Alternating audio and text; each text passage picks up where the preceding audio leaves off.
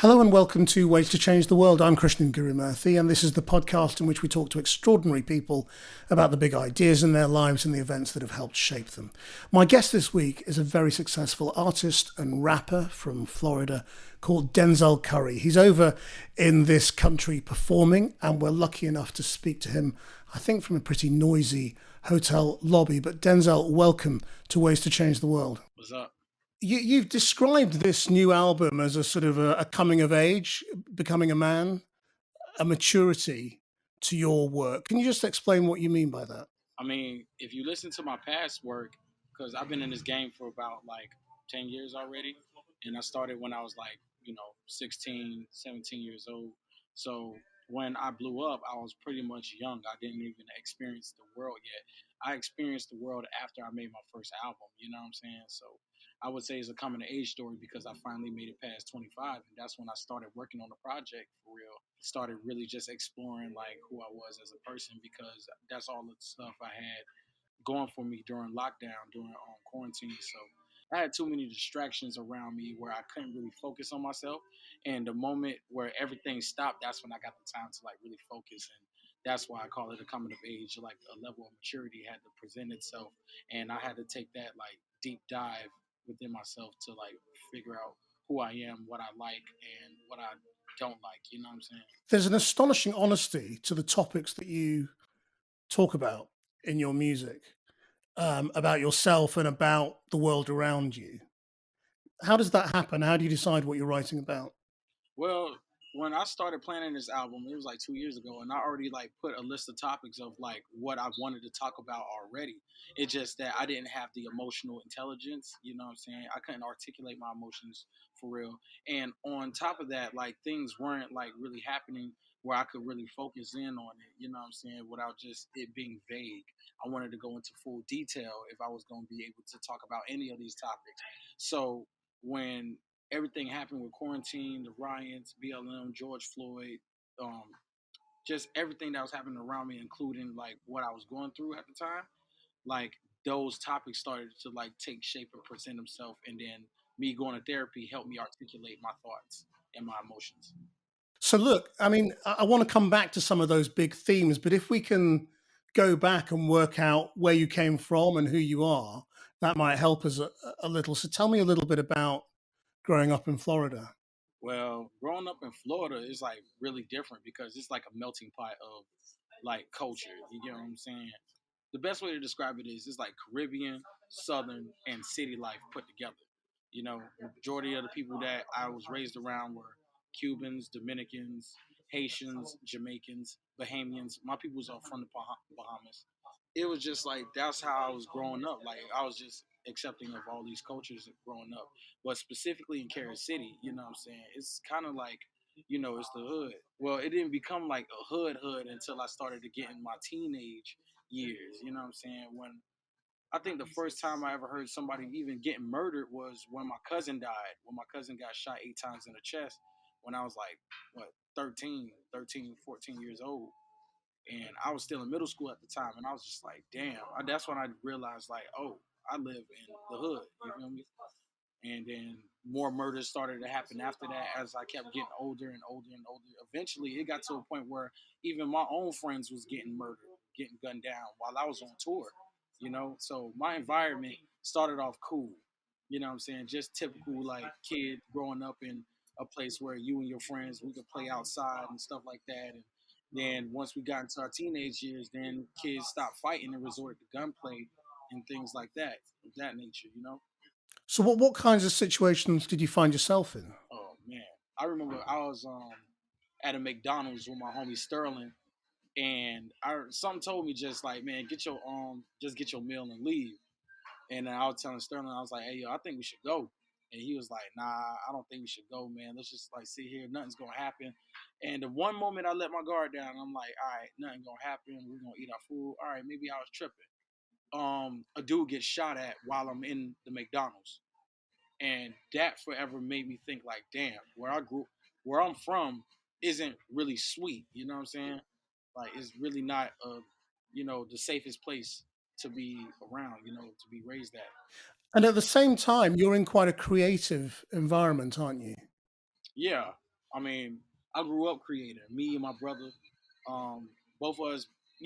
Before we was rapping, we was drawing. We was just drawing like stuff like Dragon Ball Z, comic book stuff, and it eventually led to me and my brother stealing mangas and animes and stuff from the library. You know what I mean? So, and then we would try to draw them on top of that. Like we would try to draw those comics and stuff like that. Just had a high imagination because, we was on punishment a lot, so we was using our minds a lot when it came down to that. And then poetry was always an outlet for me. Well, that's really unusual, isn't it? I mean, how was poetry an outlet for you, and how were you introduced to it? I just thought, okay, get a couple things that rhyme together, and it's poetry. That's how I'd seen it in like third grade.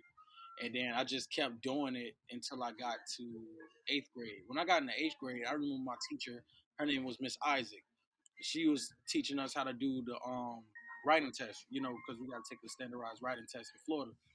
And I remember, our class, our team, like I was the only one to get like a 5 when we first started writing it.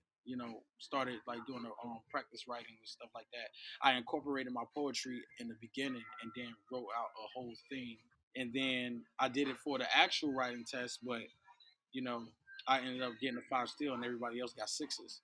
But by the time I got into like high school, and my teacher Miss Paris was really teaching me how to write, taking me to poetry slams and stuff like that, and watching these guys just tear it up on stage, and I'm just like, damn, like that's crazy. Like, look at these guys; their like ability to convey words made it so powerful, and I just wanted to follow suit during that time.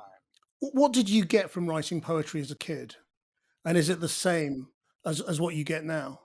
You know what I mean? The same thing is mainly expression, like expression of yourself. Like show people this is a different side of me. And why do you want to show people all those sides of you and the reality of what your life is? Listen, I go by my real name on the daily. I'm sorry to cut you off, but I just go by my real name. So if you gonna get Denzel Curry, I don't want you to get the perception of me that I gave you a couple years ago, because I'm a person, bro. Like everybody has layers to them. You feel me? I'm just not one dimensional. You know, I'm a very complex person. So I wanted to give you all these sides to me. I want to give you the artistic side where I'm just drawing. I want to give you the poetic side where I'm doing poetry. I want to give you the rager side where I'm like angry. I want to give you the lyrical abilities, the rapper side, the storyteller, also the martial artist. Like I want to give you all those sides of me. You know what I'm saying? I want to give you the comedian sometimes. Like it's just my range of being a person as opposed to just being an artist. But art imitates life and vice versa. But you also seem to be on a bit of a mission to help other people with your own Oh yeah, stories. I mean I want to, because when it comes down to my stories, I know what I was shaped by trauma. You know what I'm saying? I was shaped by trauma, but now I'm shaping myself of overcoming trauma and overcoming certain flaws. Not in a way of being perfect, because I feel like perfection doesn't exist. Because even when you think something's perfect, somebody's gonna find something wrong with it. So my main thing is helping people, because you never know who it's gonna relate to at the end of the day. Like my story can relate to so many other people, especially when I did like the Breakfast Club and I admitted what happened to me as a child. So me saying that, a lot of people came out and pretty much said their sides and said what happened to them when they was young. I just had the courage to say it, regardless of how it made me feel in that moment. I disregarded my feelings just so somebody else could feel good. I hope you don't mind, but the listeners of this podcast are pretty broad ranging, and so they may not know about what you revealed in the Breakfast Club. But I don't want to. It's your story, not mine. So would you tell us a little bit about that, or whatever you're comfortable talking about? As far as I go, I was sexually abused as a child. So that's like pretty much what I said in the Breakfast Club. And I pretty much admitted it to the whole world, because when I did Taboo, I was disguising my trauma on record. Now, when you hear this record and you hear Melt Session 1, I pretty much put it out on Front Street. You know, like this is me, this is what happened, but it doesn't define who I am. And that's what I wanted to get my point across. That doesn't define who I am as a person. Did you decide that you were going to reveal that in that interview, or did it just come out? I decided to. It was just like if they asked me, my manager was like, if they asked you a question about you being sexually abused, what would you say? And I was just like, if it got down to that point, I was just gonna be real. No ifs, ands, or buts about it. I was just gonna say what I needed to say. You know, it happened to so many people, and it's so common. You know, What was the effect then of revealing that and expressing yourself that way? You mentioned what the effect was on other people, I suppose. the effect on other people, like a lot of people came out to me, man. Like a lot of people text me and was like, "Yo, you're so brave." And, yo, that happened to me. Yo, this happened to me. This happened to me at this age. This happened to me at this age. And were you pleased that you'd done that? That you told Oh that yeah, because story? it doesn't like have super control over me now. You know what I'm saying? At first it did because I didn't know how to say it to anybody without feeling like I'm emasculated. But I just said what I said, and it is what it is. I know who I am as a perfect person, and I'm comfortable with myself. You know what I mean? So you mentioned, I mean, going back to childhood, that you were drawing. How did expressing yourself in art become expressing yourself in music and rap? Well, that happened in sixth grade because poetry is like I was writing poetry up till sixth grade. Well, I said eighth grade originally, but that's when I was doing essays. But rapping didn't come into play until I was about to go to seventh grade. Like it was a guy named Demetrius King.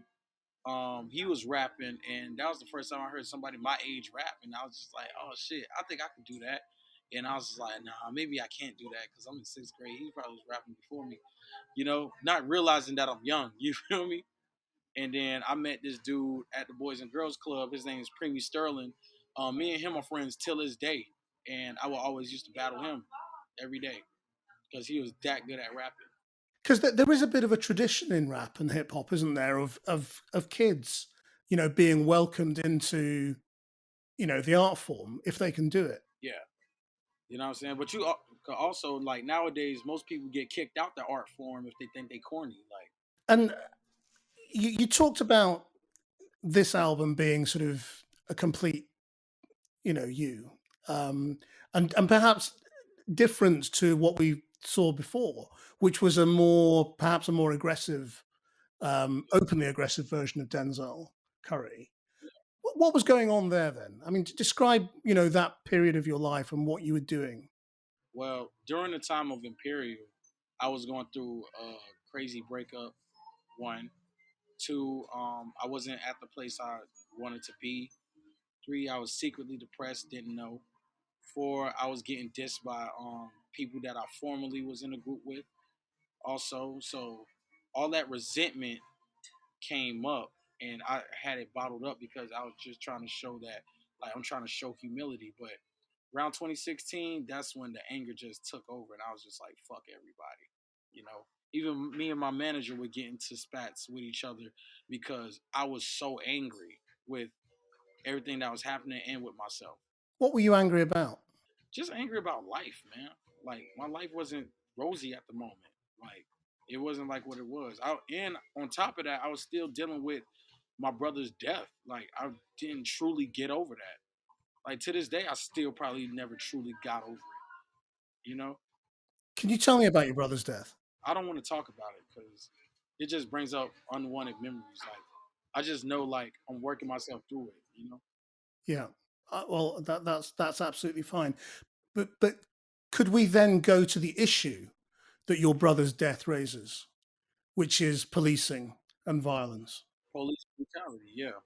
And I feel like if somebody has a mental disorder, like if you go to the suburbs and somebody call the police, they ain't gonna shoot them right on the spot. They're gonna be like, I think this guy needs help. They could make an analysis just off that, right? But when it comes down to like people of color and stuff like that, they don't make that analysis. They're just like, oh, criminal, boom, dead, gone, jail, gone. That's their form of like, you know what I'm saying, whatever. And I just feel like most police need a psychiatric evaluation before they could even do anything nowadays. And that's barely being passed. There's no bill saying they need a psychiatric evaluation every like few months because you see cops threatening people because they have that power over somebody. You know, you see the privileges that other people have minus the privileges that I have. You know what I mean? True, I may have money, I may have success, but at the end of the day, this color speaks for itself. If somebody don't know who I am, I'm on the pavement. And when you grew up, what was your attitude towards the police? Were you raised to regard the police as your enemy, or the people who would protect you, or a bit of both, or what? Nah, when my brother died, that's when the police really became the enemy. That was 2014. So when George Floyd's murder happened and everything that followed from that, and the Black Lives Matter movement and the protests and the exposure of so many other cases, you must have been thinking, I've been living this for years. Basically, yeah. It was just like the fact that everybody was in the house and they was able to see it with their own two eyes. It was just like, man, I've been saying this. You know what I'm saying? Songs like Sirens. I said this years before that even happened. Because it was already happening then. It's just like you'll forget about it in a week because everybody's so distracted with their own lives and stuff like that. No, but in quarantine, everybody's locked down. They can't do nothing. You had to watch it. You had to see it with your own two eyes. That one didn't get swept under the rug easily. What is it you feel you can say about this whole question of police violence, racism, and how society should respond that isn't being said elsewhere or hasn't been said elsewhere?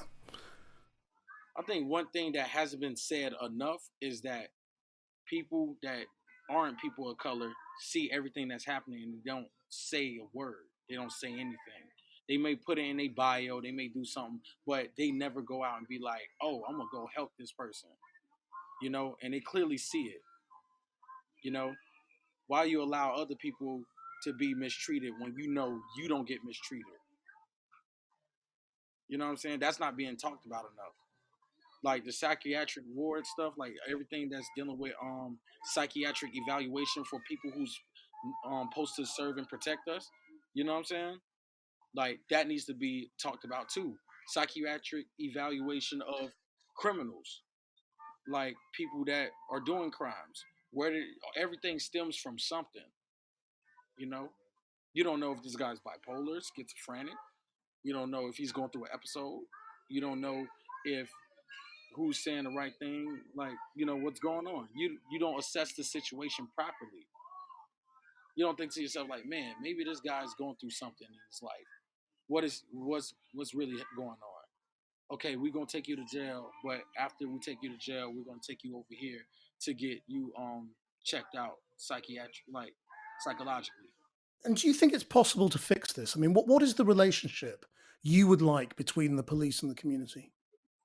I wanted the police to do what they was paid to do: protect and serve. If I call you and I say somebody broke into my house, don't show up an hour late. Show up 2 minutes later or a minute later. Like, where's the perpetrator? Oh, he's over there. Oh, I'm gonna go get him.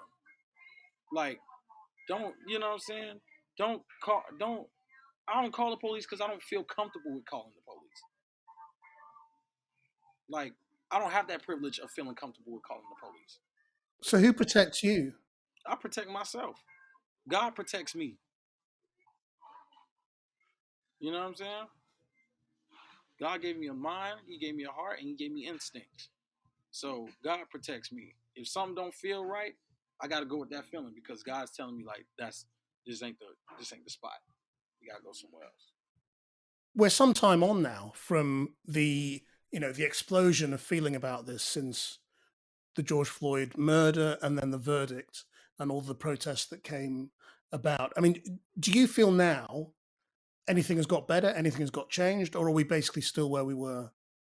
It's gonna take a lot for that to change. Like it's gonna take a lot for that. I feel like um ignorance is what keeps people from changing. You know, ignorance is bliss. But if you stay ignorant, you won't learn anything, and you won't learn about other people or what they're going through, their plight, this, that, and the third. Once you're aware of it, is that you could choose to not see it, or you could choose to do something. I feel like if people weren't as ignorant to other people's cultures, then everything would be somewhat settled. But that's in a perfect world. Like in this world, everybody's ignorance is something. And do you feel that you're finding your own culture now? or that you've found it? I ain't find my own culture. I'm just scratching the surface of it. You mentioned lockdown and the effect of the pandemic on all of this. What effect did lockdown have on you? Shoot, just sticking to a routine, like boredom. Like mainly, the main thing was boredom and trying to dodge like something that could possibly kill me. And your own mental health? Because you had already, I mean, long before lockdown, years before lockdown, you had confronted some of the demons in your life, in your work. I'm thinking about Clout Cobain, and that very shocking video that you made. It wasn't really shocking. It was just more so me putting up a mirror to show what was actually happening and what was going to happen. And majority of the stuff I said in that song pretty much happened right after. And basically, it was like therapy for people, for rap fans. And when I was in therapy, that's basically what she was doing, just holding up a mirror to me and saying, "Look at your actions." That's what I did to the world. That's why it shocked the world because it was so real. I just made it in a surreal setting. Are you still in therapy, or is that something you've? Yeah, I'm still in therapy. And do you think you will be? Is that something that's just part of your life now?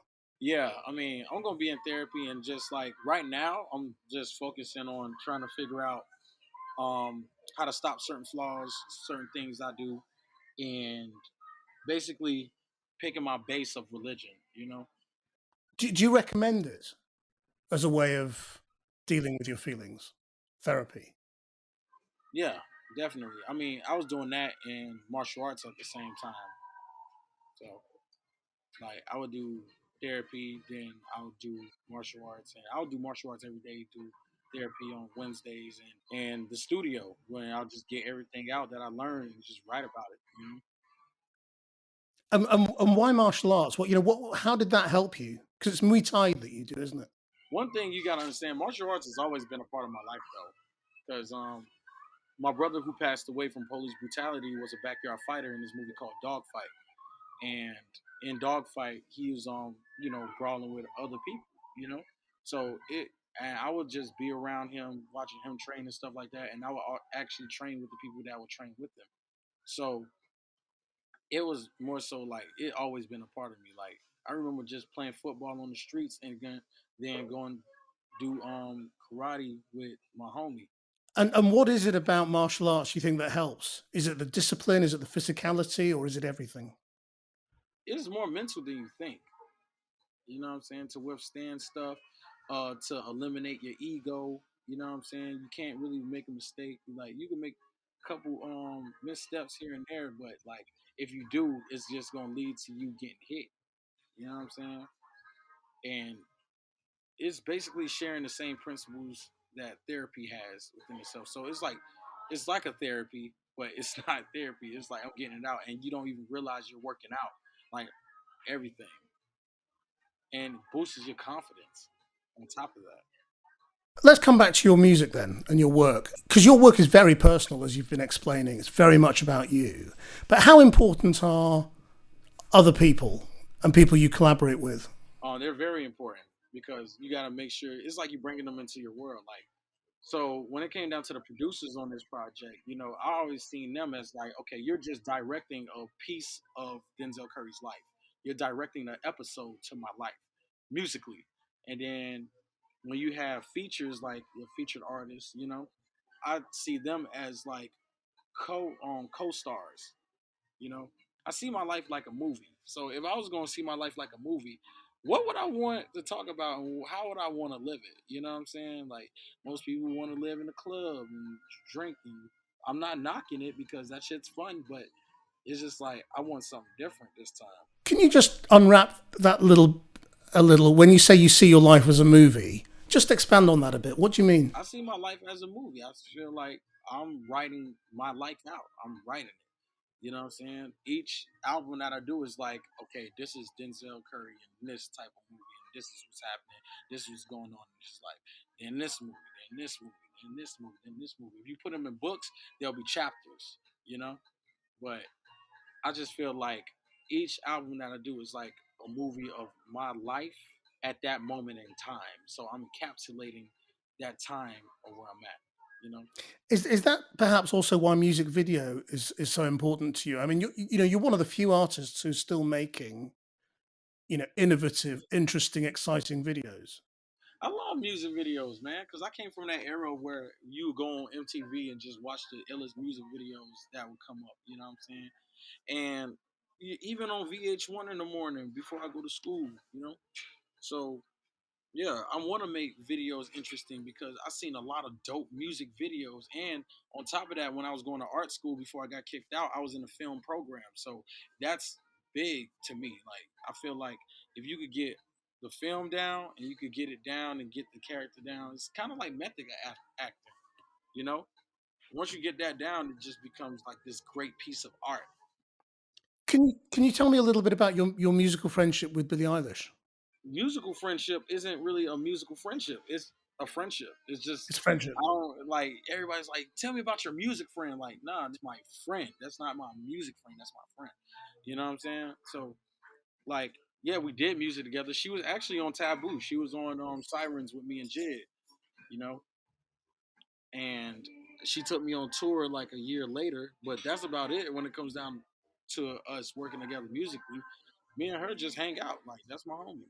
And she had reached out to you originally. Yes, she reached out to me a year after she seen me perform at FYF. She was standing in the hot ass sun waiting for me to go on. And then when we met, she was like, "Yeah, I came to your set at FYF, man. I'm like such a huge fan. Like like you're one of my favorite rappers and stuff like that." Like I remember when I first met her, she sent me a video. She was like, "Yo, I have this photo of you on my wall, like," and it was me like this, and I was like, "Holy shit, this kid's a fan." And what did you think of her music at the time? I liked it. I liked it. Like I wasn't opposed to it. It was just like, damn, I have an influence over this person, and that's dope as fuck. You know what I'm saying? Make totally different music, but the fact that the influence is there, and I'm like, damn, that's dope. I even tried to get Billy to rap one time. She'll never admit it, but I tried to get her to rap one time. Have you got a recording? No, you will never find it. You will never find that. So you see, we talked a little bit about sort of the honesty in your work, and the reason you do that is clearly to express yourself, but also to help other people. Um, Yeah, do you want, is that how you want to carry on? definitely. I do want to help other people. It doesn't matter. Like, what's the point of me like having all this talent and this gift that I got from God if I'm not helping other people with it, like helping them get through with it? If I'm just doing this for greed and purposes, God will take your gift away and won't think twice about giving it back. So I gotta do what I gotta do. And does that also extend to the way the business works? Do you think the business, well, does it work to help other artists? No, this game is fucked up. Like, you know what I'm saying? When it comes down to the industry as a whole, man, because it's just like everybody's in competition to be the number one. It's and don't get me wrong, I want to be number one too. I want to have my time to shine too. Like, yeah, I did this. But the fact that I could put food on my table, I got a roof over my head, and I don't got to worry about paying my bills ever again, and I could possibly quit this shit at any time just to raise a family. Like, bro, I'm blessed, man. And do you see it as part of your relationship or part of your responsibility to try and change that, to try and make it a more inclusive and nurturing industry? Because I mean, there's collaboration, but there's also competition, which you just talked about, and you kind of think there's got to be a better way to make this work. I mean, there is a way to make it work. I'll just stay true to myself, man. Like going back to the martial art.